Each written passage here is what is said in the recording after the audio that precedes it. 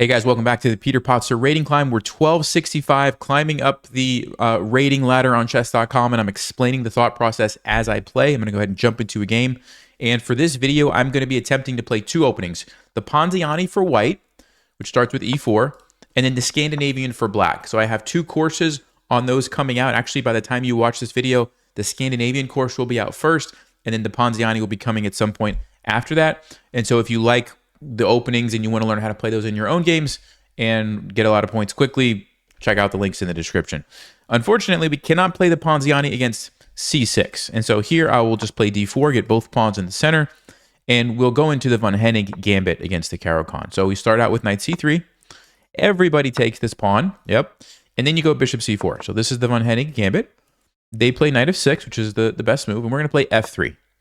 And I've said this many times before, but the reason we want to play f3 is because we actually like getting rid of this pawn in this particular gambit. And the reason this is helpful to us is because once this pawn is gone and we castle, the rook can now attack the black king side along the f file. And also the queen sometimes can slide over and sneak out here with queen b5. Whoa, they played b5. Okay, that's a good move. Yeah, that's actually a very good move. Let's drop the bishop back. Not very many people know about playing this, but it's actually kind of annoying because they have options of b4 that we have to be careful about. So this is a very smart move by black. Okay, so yeah, bishop f5, they're not going to take it. So I think we take here. And then there's two ways to play this when they recapture. So yeah, let me think about this. Queen f3 is definitely one good option. And knight f3. I think I'll play queen f3 in this game. It gets pretty tricky, but let's play queen f3.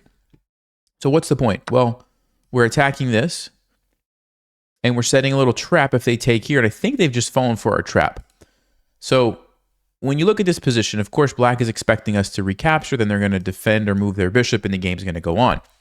In chess, there's a specific tactic called a Zwischenzug, or an in-between move, where you don't play the expected move. You do something else that's kind of like, oh, you catch your opponent by surprise. And only after you've completed that little in-between move or series of moves, then you would go back and do what is expected. And usually that's really powerful because a lot of times people overlook it. So in this case, what could the in-between move be? Well, if you look at the bishop, it's undefended. So one option would be, what if I take the bishop, threaten this, and then maybe if they deal with that, we take the knight back later. The issue with that is they could play knight d5. Save their knight, block this off. I could take, then they just take, and I think black is fine. So what I'm going to do instead is sacrifice here with check, lure the king out. Then I'm going to take here with check, lure the king, or force the king back, and only then I'll take the knight. Ooh, okay. Well, I was going to take the knight, assuming they played a good move and went here. But they actually blundered. Can you guys see why that's a blunder? Okay, I mean, they were already in a bad position after falling for this trap, but this is even worse because now I don't even care about the knight because I just have a simple checkmate on e6, and the game is just over. So queen e6, checkmate, that's it. And they were off to a good start, but just kind of fell apart at the end. Okay, let's check the game review. And we will talk about this trap a little bit more. Okay, so we had a brilliant move. Yeah, that's the in-between Zwischenzug tactic, right? So let's take a look. So they attack. This is a good move, actually. b5 is a very good move. We go back. Bishop f5 is fine. We take. Okay, so the only move for black here is knight to d6. You have to go back and defend your bishop and also kind of add some support here so that you're not getting checkmated if you have to move the bishop for some reason. So this is the best move, knight d6. And by the way, I usually like to take on f7. It gets kind of crazy. But the point is, if they take with the knight, sorry, I grab the bishop. I'm having a hard time moving pieces. I grab the bishop. And if they take with a king, we actually can attack that pinned bishop. It gets really wild, but we get our piece back and we try to attack, and it's a lot of fun, so that's why I like to play that. Okay. But they fell for the trap. Knight takes c3. And like I said, instead of taking, we do the in-between move. And there's the brilliant move. Simply take. And even if they play a better move and go here, well, now I take back. And I got that pawn, and I made them not castle, and all of those things make my position really, really good. I'm going to bring my knight here. I'm going to threaten checkmate. I'm going to castle and use that f-file like we talked about. And actually, this pawn capture supports my center. Everything about my position is amazing. So Didn't matter because we got the checkmate, but that's what would have happened. All right, let's keep going. So hopefully we see e4. I was going to say hopefully we see e4 so you can see the Scandinavian course, but not today. All right, let's play a Budapest Gambit. We've been having some good success with the Budapest Gambit at this rating range, and I think we're still at the level where it's going to be effective. Okay, they stop us. So I was expecting c4, and then Budapest Gambit would be e5. Against the London, I think you're supposed to put a pawn on d5. You can't really go wrong doing something like that. And then I'm pretty sure you're supposed to play c5, but I haven't really studied those particular lines. I don't really like those lines. And so what I'm going to do is look to play it a different way, okay? And I think maybe we'll just go for a sort of a semi-Slav setup. So that's where you kind of make this pawn pyramid. So something like this, just real solid in the center. We'll put our bishop here to trade off this bishop. They could take us, or they could leave it, or they could go back, whatever they want, but we're going to trade these bishops. And the bishop here, yeah, it's a bad bishop. Oh, they go bishop g5. That's kind of a weird move because we can always chase it away and gain a bunch of tempo. Yeah, let me think about that just for a moment. Okay, I think I'll just start by developing my knight. What I was going to say about this bishop, though, is he's going to come out later. Okay, we're not forgetting about him completely. Okay, I'm glad they did this. This is a common thing that a lot of people struggle with. It's actually usually it's a bad move. Sometimes it's okay, but usually it's bad. Here's why. When they push here, they lose any pressure on the center. And we actually have a very good way to strike at the center next move or soon, e5. And we can take, and we can use the e-file, and the bishop can actually just drop back here. And this is a tough decision because sometimes you want to go here so you can put the queen there and threaten checkmate after they castle. But you also generally don't want to block your rook. So I'm going to go to c7 for now because I don't even know if they're going to castle right now. And so rather than trap my rook in the corner, I think this is fine. But when they do this, usually the solution is going to be to strike with e5. Okay, so this is definitely the move that I'm going to have in my mind. Okay, they're really trying to support this. Now, if you wanted to, you could attack this as well. You could play b6 and try to undermine it this way. This is an acceptable plan as well. Notice on a5, if they try to defend, we can always take. And then we have the rook. So they would have to either take us, which looks bad for them, or push by. Pushing by is the move that doesn't concern me, but is probably the reason why I'm not going to play it. Because if they do push by and I take, then the bishop comes out, and that's annoying. And if I don't take them and let them push, then I have to go back here, which is not the end of the world, actually, because my rook could come into the game this way at some point, but it's a bit unpleasant. I think I'm just going to leave that alone and look at e5. Now, I could castle first and then try to play e5, but since I have it supported, I think I'm just going to do it right away. And you don't want to let them clamp down with knight e5, and because if they can get knight e5 and f4 in, and you can't play e5, then this c5 move actually becomes good. Okay? But as long as you can get e5 in, which I'm going to do right now, 9 times out of 10, black is going to be doing very well. Okay? And usually it's going to look something like this. Takes, takes, takes, takes. And look at how amazing my bishop is going to be in the middle of the board. Regardless of if they played b4 or not. Even if the pawn was back on b4, b2, it would still be being attacked, and my bishop would still be very good, right? This even makes it better, because now the rook is trapped. So already you can see white has to be careful. And if they let me, I might just push by. Take away this square from the knight. And you can see how, they kind of got this c5 pawn pushed forward. I got this e4 pawn pushed forward. Which one's more annoying? Mine is much more annoying. I'm taking away this really good square from the knight. I'm stopping this bishop from having a good place to go. Meanwhile, my bishop is just fine here, on this diagonal. Okay, so they take. So let's recapture. And they can't take us. They cannot take us or their rook gets trapped. In fact, I don't know if you guys noticed this, but we're threatening to take here with check. And once they recapture with something, then we can move our bishop there. And guess what? Rook is trapped. Okay, so they did see that. That's a good move. So now the rook can move out. So they stopped one thing there. So let's think about this. I don't really like trading and allowing my opponent to bring their pieces into the game, right? Bring their queen out, bring their knight to a more aggressive square. So I'm just going to leave that. And I'm going to think about now Remember that bishop that I said is going to come out eventually? Well, this is the plan. After you play e5, you want to get this guy out. So the question is where to? Also, we could castle first, but I think it's important to get this bishop out. So I'm thinking of here. Pin usually is nice, but they do have bishop e2. And I'm also thinking of here. I think I'm going to go with this one. And the reason is, imagine they play bishop e2 right now. We can play knight to d3 check. Remember, you cannot castle if you're in check. And if they take us, guess what? We take back, and you also cannot castle through check. So my bishop would be stopping them from castling. That's a big deal, right? If you can get their king stuck in the center, it's usually really good for you. So this is what I'm eyeing. Okay, and they don't actually stop me from doing that. So we could go there immediately, or we could wait until they move their bishop and then do it, assuming we get the opportunity. But they might trade, and maybe we wouldn't get a chance. So with that in mind, I think I am going to do it. So let's think through this a little bit.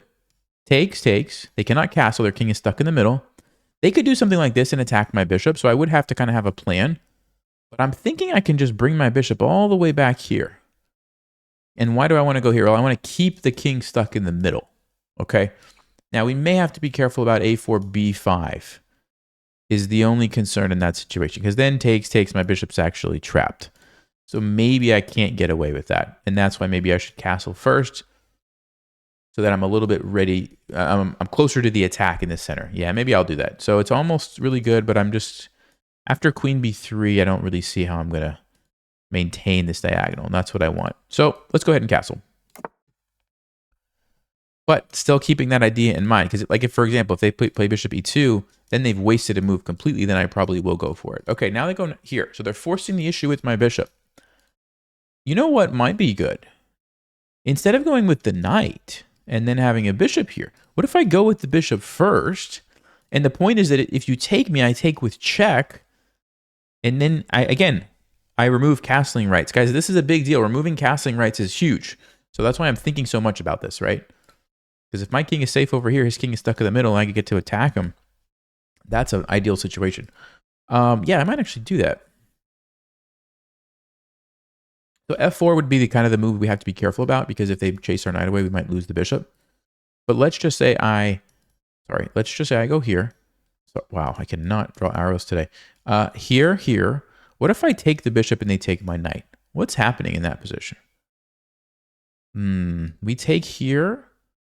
They could take here. I could take a rook. They could take here and threaten my queen. I mean, this is wild stuff. I don't exactly know what's going on. We get a piece, we lose a piece. They also have rook g1. We could take back. Yeah, I think we're going to actually lose a piece if I do that. So as nice as it looks, I guess f4 is a really good move for white. So unfortunately, maybe I can't do that. So we could default to this move, which we've already talked about is probably pretty good. Or just move it back and wait and do something else. Yeah, maybe. It's too bad they have queen b3, right? Because I don't like a4, b5. I just don't like it. Yeah, unfortunately, I don't see any way around that. So I could still get the bishop pair, and then I'll just have to retreat my bishop to g6, which I think is what I'm going to do. There's nothing wrong with that. Not quite as good as I would have liked, but we will we'll go for it. So they're going to trade, and on queen b3, like I said, I'm just going to go back to g6. Unfortunately, I'm going to have to let them castle, but it's better than getting my bishop trapped over here, right? So they're going to take me. I don't know why they're thinking about this, because king e2 is an awful move to have to make. So I'm pretty sure they're not going to play king e2, but if they do, that would be a very bad decision. So let's see.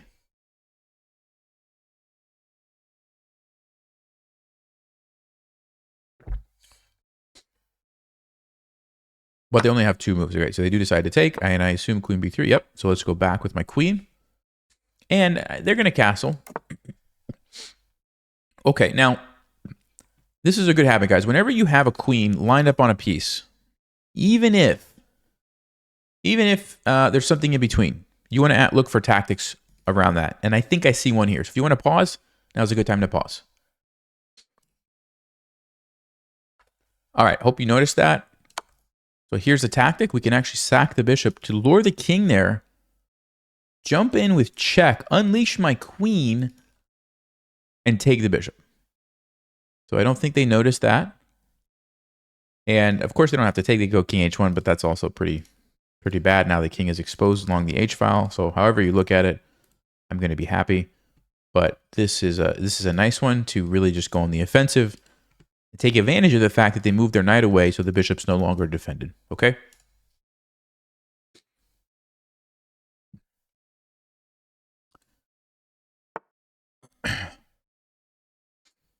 Oh, my opponent said they're in a speed run. Oh, okay.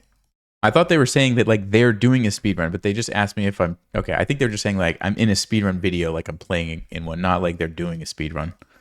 Okay, so we're gonna go back with the bishop. I mean, I guess I could leave it there. The thing about leaving it there is sometimes it does get trapped, and then if they defend this issue with the bishop, you might actually lose your bishop. So I'm probably just gonna go all the way back. I could also go to e5, but this f4 move might be annoying. So I think I'll just go back to c7. This is a pretty good. This is a pretty good square. My opponent's talking to me, but I'm going to try to stay focused here so that you guys can get the benefit and I also don't lose on time. Okay, now they defend this. I think I'm going to just play rook e8. I just want to activate my pieces as best I can. This rook's not doing anything, and so here's a half open file. So let's just go ahead and do that. That's a nice, quick and easy move to play. And I am going to think, can I get my queen over here? Because that would be ideal. Now, unfortunately, it's not that easy. I mean, I could try like this and this and this. It's a long plan, but maybe we have time.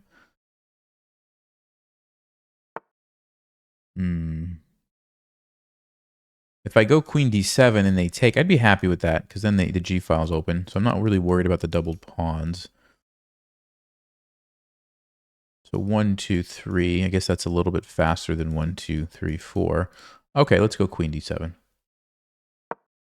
Like I said, normally you don't want your pawns to be messed up like this in front of the king. But in this case, I would actually just do this, bring my rook over, and use it to attack. And so I'm okay if they take here. I'll just recapture.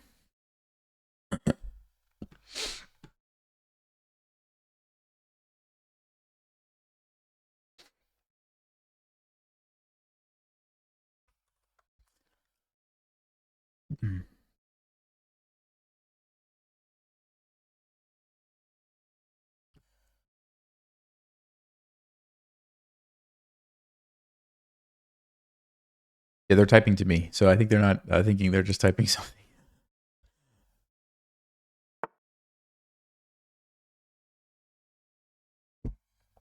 Okay, so I think I will trade it off.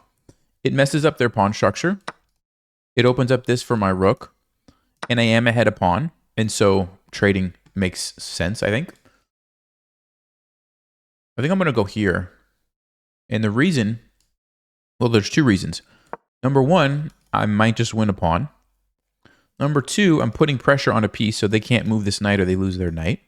And number three, I'm going to double up my rooks on this file before they get a chance to do it. Or even if they go there, I'm still just going to double up. So I'm going to maintain complete control of this.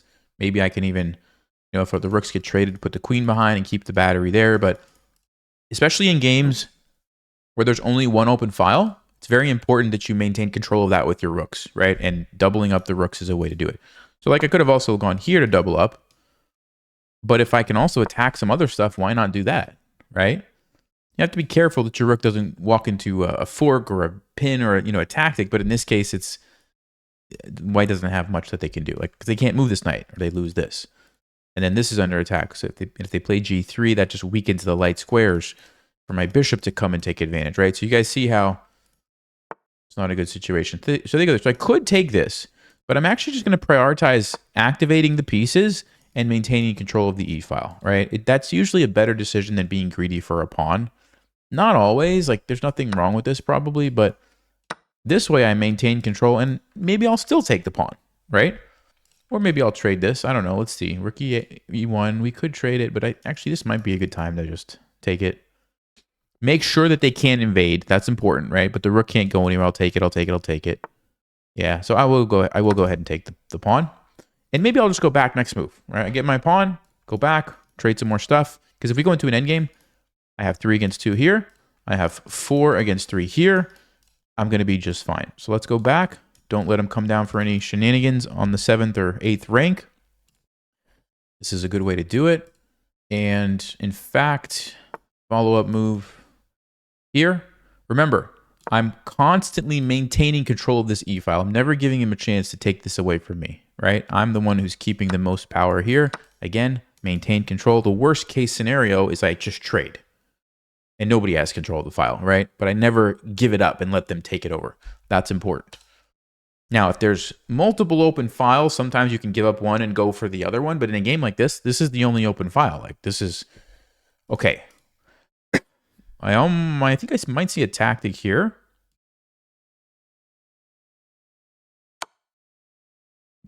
So they cannot play King H2 because we fork them. That's a little trap. Which, oh, okay, they fell for it. I was going to say they have to play like Knight E1, Queen E1. I could have also traded queens in one, but I like to set these little traps. And there we go. We are going to win the queen, and that's going to do it. All right, so let's see. What's the easiest way to win this? Probably hunt these pawns with the queen. So let's go here. Fork.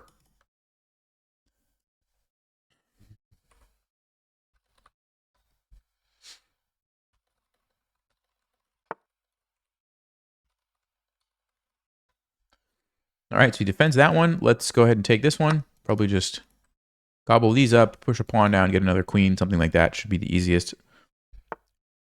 Okay, I mean, yeah, they can take that. I don't really care. I'll just keep taking pawns. Of course, if you see a checkmate, you can try to set up a checkmate, but sometimes you can run out of time messing around trying to find checkmates. And so the easiest thing a lot of times is to just take some pawns, get a queen, finish the game with 2 queens. Then it's really easy, you know. Okay, let's go maybe here. Working these guys. Oh, I could have just taken it. Actually, didn't even see that. But it doesn't really matter. Now we can take this guy.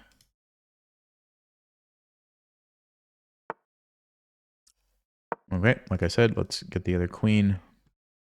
And it's not stalemate. They have pieces to move. So that's fine. There we go. And now we can start looking for checkmates. Let me take this. Probably going to go here next. Okay, actually, I'll pin the knight. No danger of stalemate because the pawn can move, so I don't even have to think about that. Let me take this. Let me go here. And this would be a stalemate, right? But in this case, there's a pawn. Like I said, so as long as there's a pawn that can move, you don't even have to think about stalemate. You can just checkmate. All right, good game to our opponent. Oh, another brilliant move. It's probably the bishop sacrifice. Let's see. They took away our brilliant move. Wow. Chess.com is sometimes stingy with the brilliant moves. Okay. Oh, White was actually winning at one point. When was that? I have to see this. Oh, that's why they took it away, because it's actually a blunder? What? Are you kidding me right now? This is good for what in the world? King G3. I take this. How could this possibly be good? F4? Oh. Stockfish is basically saying, I'm going to take this knight with my king and you can't stop me. If you try to defend it, I'm going to attack you. No, that actually traps my queen. Wow. That actually traps my queen. So let's say I just move it here. Stockfish is so ridiculous. Like no human in their right mind, even if you think to yourself, oh, I can get the knight, like no human in their right mind would want to do this, because it just looks like, how are you not going to get checkmated bringing your king this far up the board? Like, just take it, go here and take the knight after you push the pawn. Are you kidding me? Apparently, I don't have enough pieces to checkmate the king. I can bring in the rook over to try, but then Stockfish is just like, I'm just going to walk back now, and I'm just going to keep walking back, and you can't do anything about it, which is... Okay. Okay, so sometimes they can do that, but most of the time, you know, a tactic like this is going to be really good for you. My opponent obviously thought so. I thought so. Stockfish is just, you know, ridiculous. Okay, let's go to the next game. I mean, oh yeah, I'll just run my king up, take it, and run back, right? Okay, of course. We're facing lots of d4. So let's try again. We'll see if we can do a Budapest gambit. No, okay. I mean, okay. We'll do the same thing. Why not? We'll see what this person does. We're going to go for our pyramid.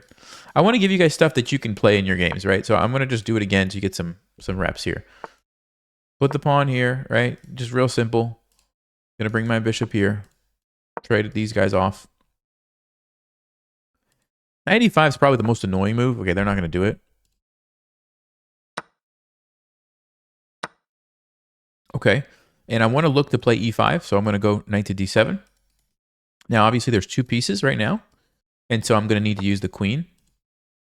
This is defended. Okay, so we're good. We have two defenders. At some point, I probably will play h6 to just kind of shut down this rook. The rook's not going to be able to do anything if it's defended by a pawn. But right now, I need to prioritize this. Because if you wait too long, and white, like I said previously, is able to blockade you and stop you from ever pushing it, you're going to have a problem with this bishop. So I don't want that to happen. So I'm going to go to one of these two squares. Now, I'm actually thinking, if they played knight e5 now, takes, I can't go to g4. They probably could get f4 in. I might actually have a problem. So the way I'm going to avoid that is go to c7 so that they can't go there with their knight, or I just take. Take. Okay? So subtle difference, but I think we have to be careful, and that's why I'm going here. Now I can play e5. They can't really stop me. And as long as I get e5 in, I'm threatening a fork, so they pretty much have to take me or move one of these pieces, and I'm still going to go there and be happy. So they're probably going to take me. But then I get to jump out. This guy comes into the game, and you guys have seen this before. This is kind of how this setup is played. Okay. Okay, so they do take. We'll recapture with the knight. We can take back here with the queen, or we can just leave it and develop the bishop. Okay, they do take it, so let's recapture. And our queen is nice and centralized, and white doesn't have an easy way to chase it away. They've already moved their knight away. If they would have left their knight here, they could have maybe gone to f3, although they would have to think about what's happening here. So yeah, this is looking great for us. Ooh. Yeah, that seems like a pretty big mistake, because they're giving us this pawn. But do you guys see what's even more important? After we take the pawn, there's something else. Potentially. Well, there might be a fork here or here where we attack the king and we win the knight, right? So that's a pretty big deal. So I think I am going to take this. I mean, the knight's not doing anything. Yeah, I can just take it. Bishop's not doing anything. Queen's not doing anything. Normally when you take a pawn like this, white would want to play like rook b1 and try to, but you can't, because I just win your knight.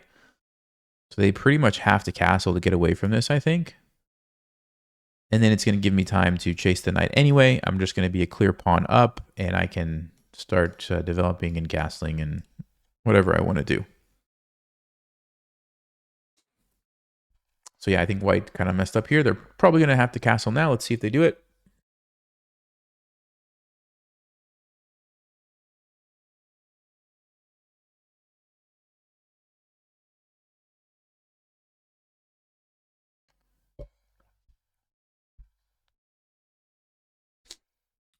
By the way, I always like when my bishop is in this configuration to a knight, because the bishop's going to be defending every square that the knight could potentially go to forward. And it's just a great... Whoa! Whoa! Okay, you guys see the problem with that, right? Two problems. Number one problem. Why do you want your king stuck in the center? It's not worth it. Not worth it at all. Very bad decision for that reason. The other reason is, remember I said I had two forks? You stopped one of them. And I guess they were hoping that they could now go here or something. I don't know. But you didn't stop this one. So I'm just going to go here. And I'm still going to win the knight. I think they overlooked this one. And yeah, that's just bad news. But even if I didn't win the knight, honestly, the fact that the king is here, you know, it's just... I can't do that because f3. But I'm definitely paying attention. I think for now, take the knight.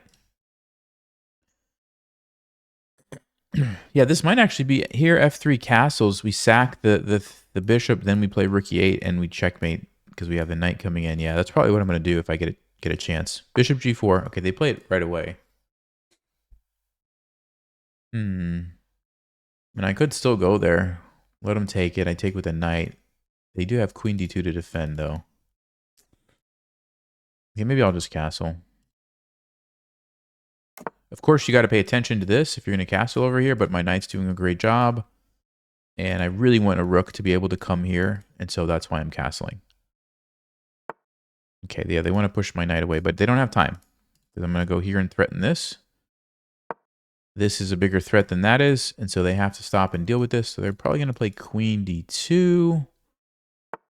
And now I think it's the time. Let me think about this. Yeah, we do have to calculate a little bit here.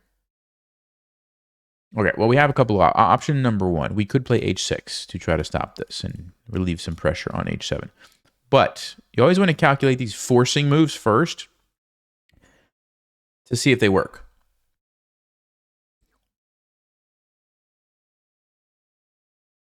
Yeah, actually, I see a really cool idea. So, okay, let me explain how I'm thinking about this. So, okay, I know that there's a weakness in the position right here. Why do I know that? Well, because the king is there, and I have a rook lined up on the king. And it's a pawn that's not defended by another pawn. So already I'm like, okay, that's a big deal. Now, obviously the problem with just taking it is they just take me. And I take and they take, and I lose a rook for a pawn. But if I had more pieces, I would be in good shape. So the first thing that my mind thinks about is taking here, and then my knight comes in. Now I have more pieces. Now it's a little tricky because they also have an attack here. They're going to be able to check me. And let's just say I move, and then maybe they could play rook h3 to add a defender. And they might be holding on to that pawn. I'm not exactly sure. Could think about moves like this to attack it again. Like, it gets a little interesting. However, there is another tactic that I have seen before where I sacrifice something to lure a piece in line with the king so we can pin it. So what are you talking about, Nelson? Well, takes. Brilliant move, I think. Sack the rook. And after they take, guess what? Now I can come over here and pin the queen. So the queen can't take me because I'm pinning it. And you could take me, but then I take here. Now, one problem with that I'm just realizing, I think I'm going to do this anyway because I'm pretty sure this is the way. So I'm going to do this, and then we'll decide if we're going to play knight g4 or sack the rook. The problem with potentially sacking the rook is this. They are going to get a bishop. They're going to get one rook. And then they're going to get another rook. So they're going to get a lot of pieces for their queen. And maybe I don't have enough pieces left to checkmate the king. I don't know. Now, this move, I'm going to be honest with you, I did not even think about this. So they're basically saying, if you take me, I'll take you. Which is fine, but it's just a trade, right? It's not like they're winning anything. Like, I got a pawn, they get a pawn. I get a bishop, they get a bishop. It's just a trade. I'm up a piece. So trading is good for me. So I think I'm just going to take it and be happy. I could go here. But then you have to be careful about stuff like this once the bishop moves.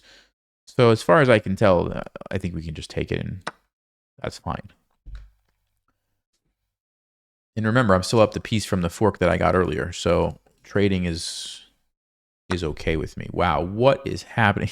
All right, so this person is trying to be really aggressive and sacrifice, but when you're being aggressive and sacrificing, you do have to have kind of a clear plan of attack, and I just don't see their clear plan of attack. I'm going to take it. They can go check. I'm going to go back. They have kind of like one, threat where they could put their queen there and threaten this, but it's so easy for me to deal with. Like, I could play f5. I could play, g6. Even if they sort of manage to go there, I could probably just run, check and run, and it's not even checkmate. So all those things, and my king just kind of runs over here, So all those things, tell me like, yeah, just take the rook. We're fine. It's not a big deal. But I think white is a little bit overconfident in this attack here. So g6, f5, or king g8. What's the move here? There's even rook e4. The pawn can't take me. I could take my bishop, but I don't think I care. I'd bring the other. Oh, actually, I like that. Ooh, that's probably a really good move. Yeah, so, okay. You're trying to block the check or deal with this threat somehow. Now, you could move the king, let them go there, and then deal with it later. But I think I'm just going to deal with it now, taking advantage of this pin. And the reason is because not only do I block the check, I'm also threatening now to bring this rook over, lining up here, and guess what? White's going to have a problem. I could be wrong on this. Maybe Stockfish says it's not a good move, but it looks pretty good to me. Yeah, and I mean, we were going to lose the bishop anyway, right? Like, who cares? That was they could have taken that at any moment, so that's was expected. But now, I can do exactly like I said. Come over here. And this is about to get captured, and white can't really stop me. Of course, my rook is pinned. Not anymore. But I was going to take with the queen regardless, and then take back like this. Oh, I guess they could play rook h3. Okay, I guess they could. But then d4 should do it, right? It's pinned. You just attack it one more time. We have 1, 2, 3, 4 pieces attacking it. They only have 3 pieces left that could possibly defend it.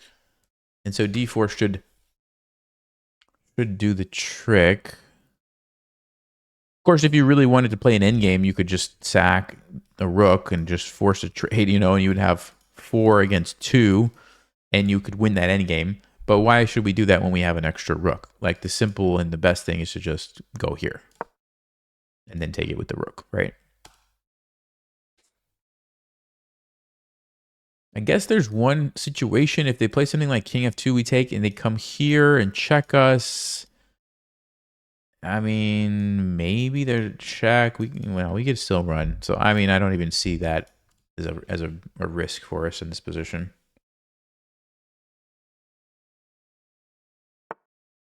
Okay, so yeah, they play g5. Let's go ahead and take. It's a check, so we don't have to worry about anything. It's a check. It's also a fork, so we're winning their queen. We've got lots of pieces defending it, and white will probably resign here, I would think. No? Okay, well, we'll take the queen, and then we will come in with our queen and probably just take this guy and get another queen. So let's go here, force the king away. We'll take it. We can go check, push our pawn. And remember, no stalemates because they have pawns, so we can just do check and mate. All right, good game to the opponent. No brilliant moves. Okay, well, we tried. We did try. 91, though. It's pretty good. Let's see. Let's just see what Stockfish thought about my rook e4 move. Yeah, so they blunder. Oh, even better move than queen takes b2, apparently. d4. I didn't even consider that, but it does look very good. Why is this such a good move? Well, for one, we're attacking the knight. They're going to have to waste time. They don't really have a lot of places that they can even go to, except back where they came from, so they wasted that. But more importantly, now, guess what? We get to attack the king. If they take back, thank you very much. We've opened them up here, or maybe even on g3 is better. We come in this way. And so they probably have to just ignore this in castle, but then we also can take.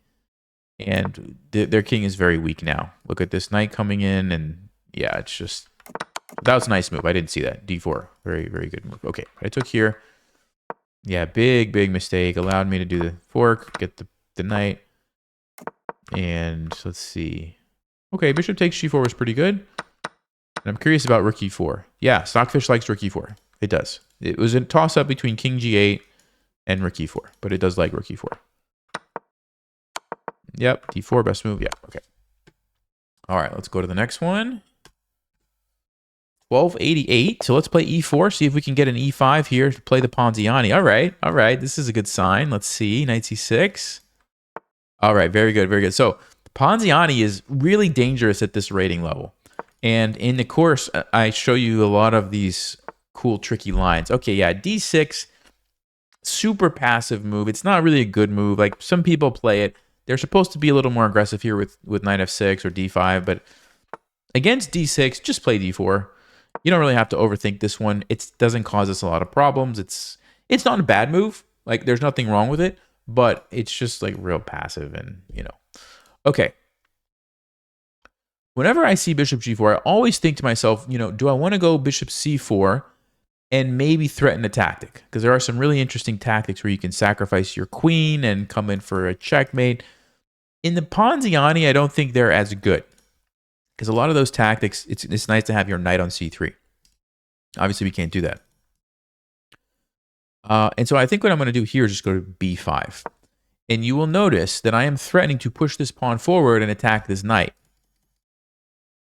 And this is one of the problems with this passive d6 move. It doesn't really stop me from just throwing this pawn forward and it... Oh my good... Oh my goodness. Guys, don't do this. Please, I am begging you. If you are a Chess Vibe subscriber and you're trying to gain rating and get better at chess, do not play moves like this. You cannot leave your king stuck in the middle. You just can't do it. We keep seeing it. This is what, the second, third time we've seen it this stream.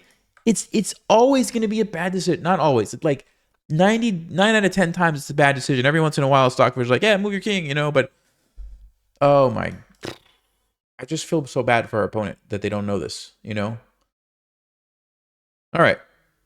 It does get out of the pin. So they did something. I think a big mistake for me would be to push by.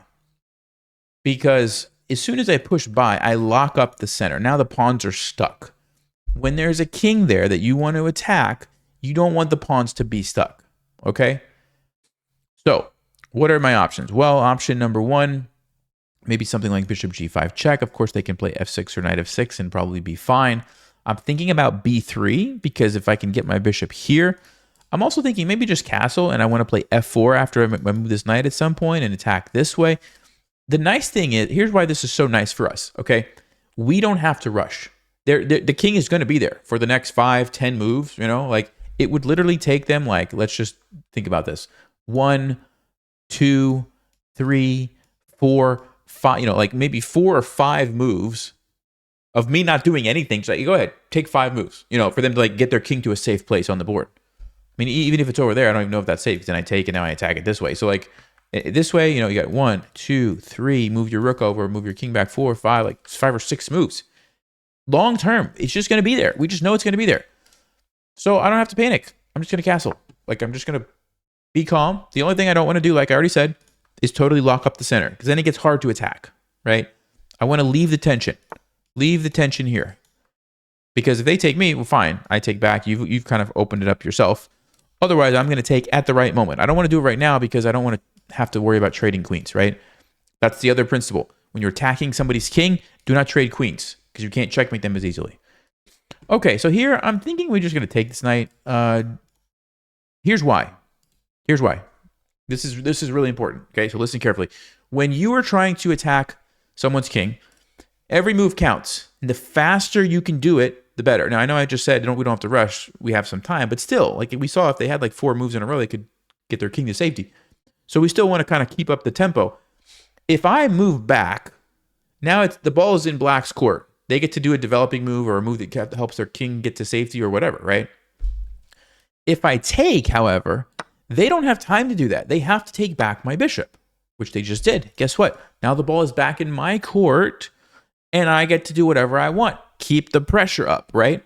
So that's why sometimes I will trade with the idea of keeping the tempo in my favor. Okay? Does that make sense? If I would have gone, let's just say here, not a bad move, but now black gets to do whatever they want. I don't get to develop. I don't get to attack. They just do something. So that's why I took. Okay? And I mean, I messed up the pawn structure, got rid of an annoying knight. I didn't really see anything amazing for my bishop to do otherwise, but it's mostly the tempo thing that I'm thinking about. Okay, so we could, take and trade queens and then take a free pawn, hit the bishop, threaten a fork. But then they go back. Yes, can I win that endgame? Probably. But is that the best decision? I don't think so, right? The king is in the middle. Like I said, don't trade queens. Bishop g5 check might actually be a really good move. And the reason I say that is because if they have to play f6, then this knight is like really stuck. The bishop is really bad. So yes, I'll have to waste time moving my bishop. But I don't know. That's definitely something I'm thinking about.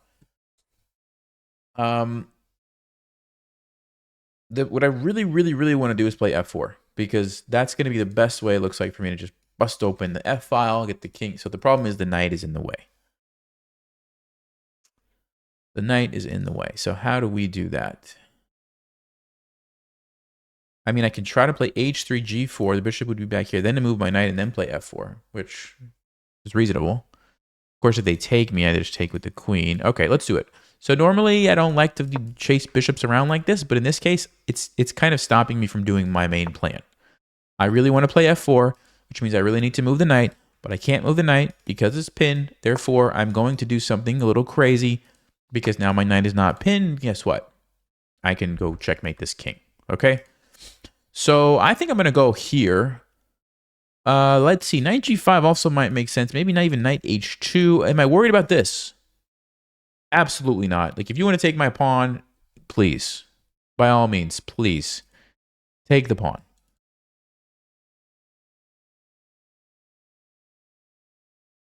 I mean, I know I don't really want to trade queens, but this also looks really good now the bishop is over here. Oh, but then they take this. Yeah, no, we're not going to do that. You know what? Maybe I'll just go here. I'm just trying to find a place. Just don't like this one because I don't want it to get attacked if they try to run with their king. Okay, and I'm probably spending a little bit too long here. Yeah, okay, here's the thing. Usually, I'm not worried about this because I can just go here and attack. But maybe they could have, like, taken it, and then if I attack, they, like, defend it, and I have a little bit of a hard time. So, all right, here we go. f4, right? This is what I want. I'm going to go after that king. Now, they're getting a little bit of counterplay, you could say here. But not as much as I am. I don't know what this move is. This is not a good move. Also, the bishop looks like it's about to get trapped back there, so I think I'm going to go with f5, force it to a really awkward square. And then I just take back and we just keep going. We just keep busting open the king. Okay, let's just take it. Okay, so now we have a decision. Do we take with the pawn? Do we take with the queen? I think I'll take with the pawn just to keep this really solid because I am going to want to use this e-pawn. Okay.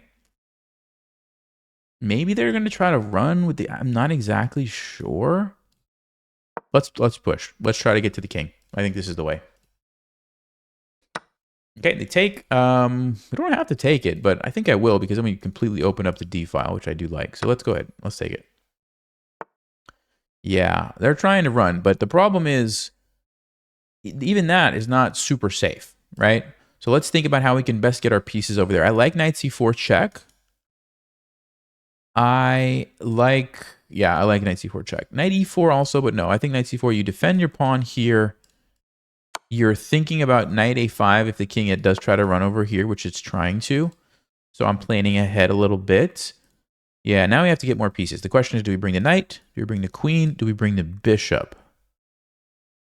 Here or here. I mean, we have so many options, guys. Like, oh, there's bishop c5. Maybe we should watch out for this one.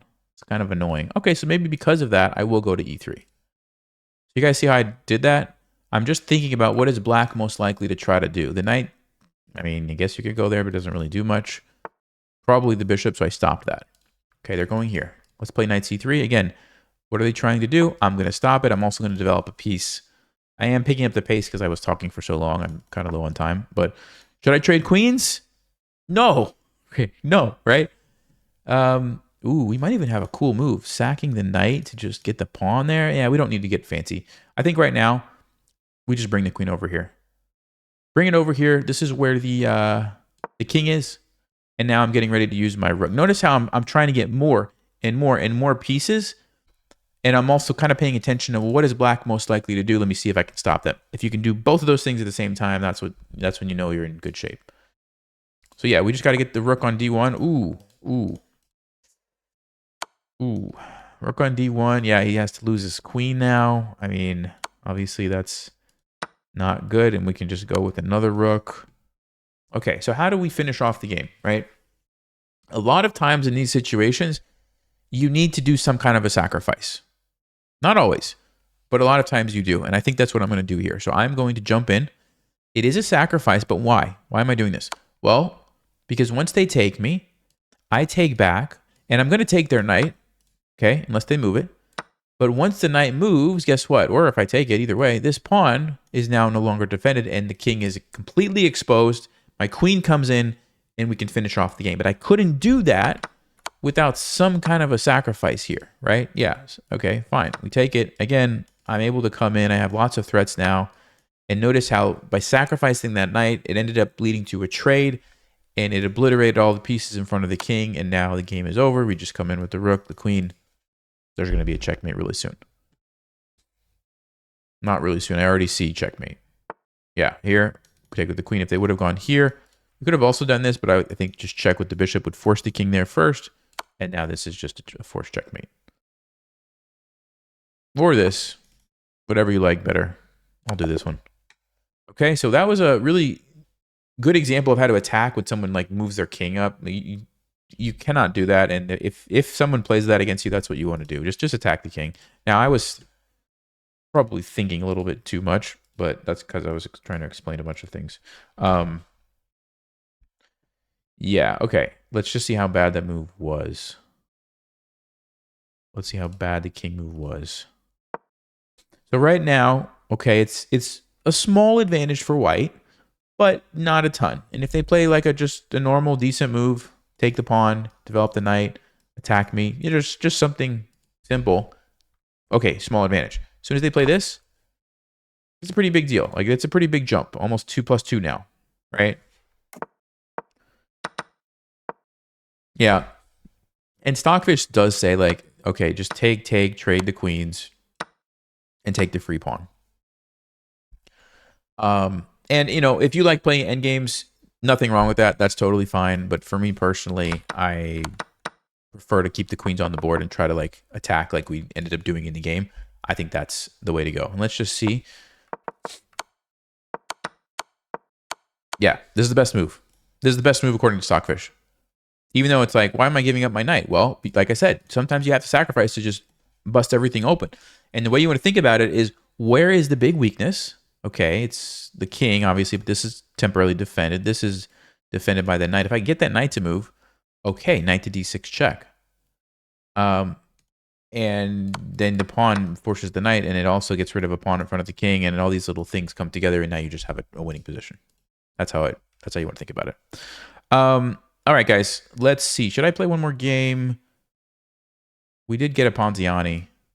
Yeah, we'll do one last game. Here we go. Let's see if we can get a Scandinavian. That'd be great. Nope, G3. Okay. I'll just go for the setup that I like to play against these fianchetto openings. Oh, it's a double fianchetto. All right.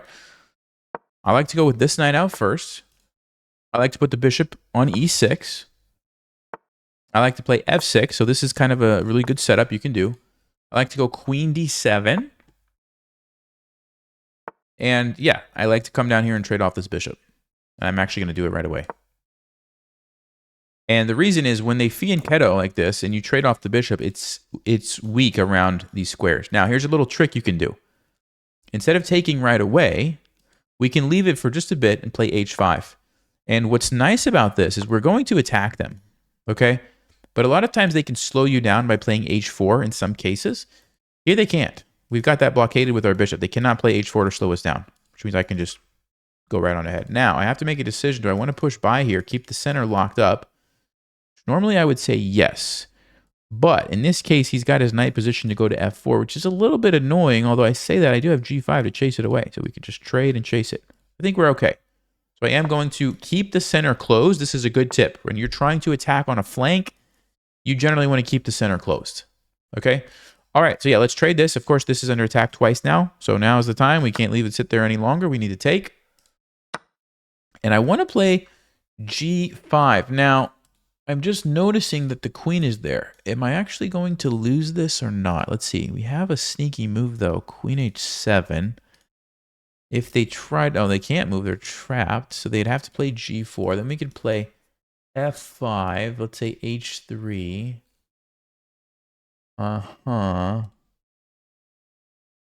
Alternatively, I play h4 first and only then get ready to play g5. But then it allows them to come in here. This is actually a tricky position, so I'm trying to make sure I do it the right way. Let me see. Okay, I think we're going to go with g5.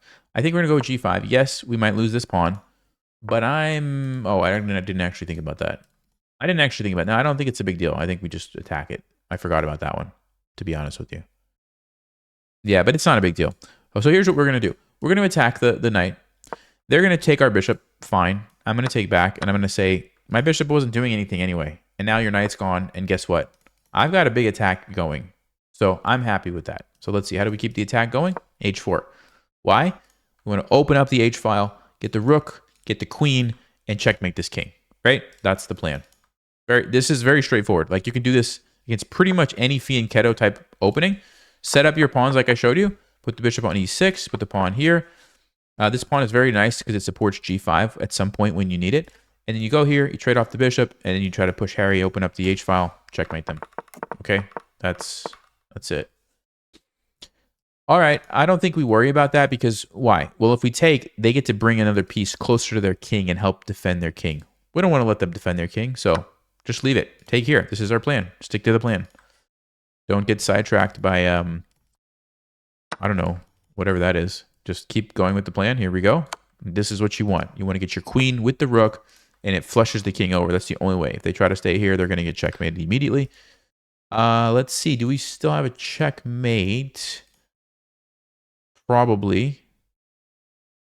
Or at least very close to it. So we go here. We'll take here a check. If they come up, the rook comes in and it's over. If they block, the rook comes down. They have knight F1. They had to try. No, they had to try rook F2. This just loses immediately. They had to try rook F2. Let's see. Check. Yeah, knight F1. They actually could have maybe sort of saved, at least stayed alive. They had a bad position because I was going to castle and then try to take here and open up the other rook. So it was bad either way, but they could have at least survived a little bit longer. But no, king E2 just loses immediately to this, and that's a forced checkmate because I've got the pawn and the queen stopping the king from running. Once you get your queen here, it's game over. Perfect. Yeah, perfect example of how to attack a fianchetto position. We are 1304 now, so that's great. Just crossed 1300. If you like the Ponziani, we only got to see one example of it, but if you want to see more and learn how to play it in your games, check out the link in the description. Ponziani course is coming. Scandinavian course should be live by the time you watch this, and so definitely check those out, guys. I think you're going to really appreciate that. It's going to help you get to the next level.